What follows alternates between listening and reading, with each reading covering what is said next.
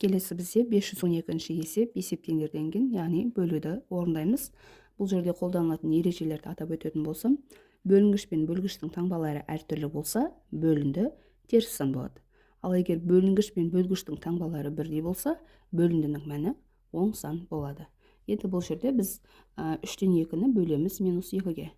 Бәріміз білеміз, кез келген санның бөлімінде 1 бар деген сөз. Енді жай бөлшекті жай бөлшекке бөлу үшін бірінші бөлшектің өзін жазамыз да, көбейту етіп екінші бөлшектің орнын алмастырамыз. Яғни -2-ден 1.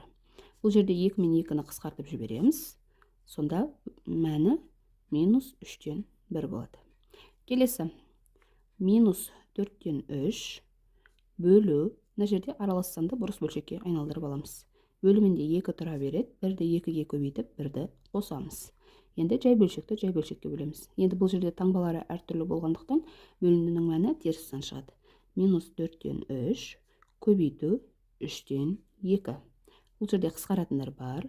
2, 1, 3 пен 3-ті қысқартып жібереміз, 1, 1. Сонда -2-ден 1 қалады. Келесіде 4-тің бөлімінде 1 бар. Көбейту дейміз да, екінші бөлшектің орнын алмастырамыз. Сонда бөліндінің жауабы -8 шығады. Келесіде 5-тің бөлімінде 1 бар дейміз да, екеуінің орнын алмастырамыз. Сонда -5-тен 8 шығады. 5 пен 5-ті қысқартып жібереміз. Сонда мәні -8-ге тең болады екен.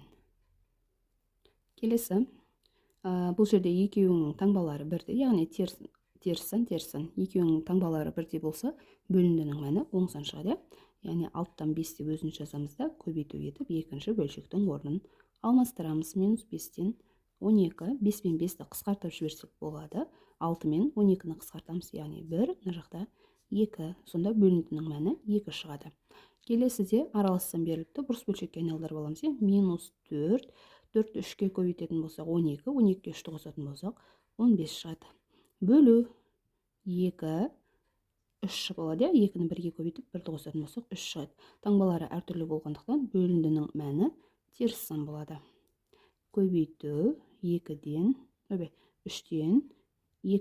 4 пен 2-ні қысқартып жібереміз. 2, 1, 5 пен 3-ті қысқартып жіберсек болады. 1, 5. Сонда -2-ден 5 шығады. Ондық бөлшекке айналдырып қойсақ 2,5 шығады.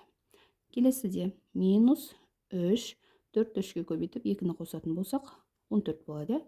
Көбейту, мына жаққа 2, 9. Қысқартып жібереміз.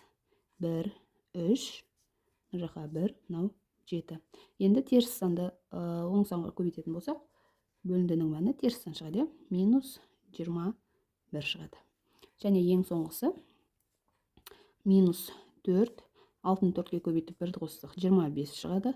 Көбейту -5-тен 8 деп екінші бөлшектің орнын алмастырамыз. Қысқартып жібереміз. 1, 2, 1, 5.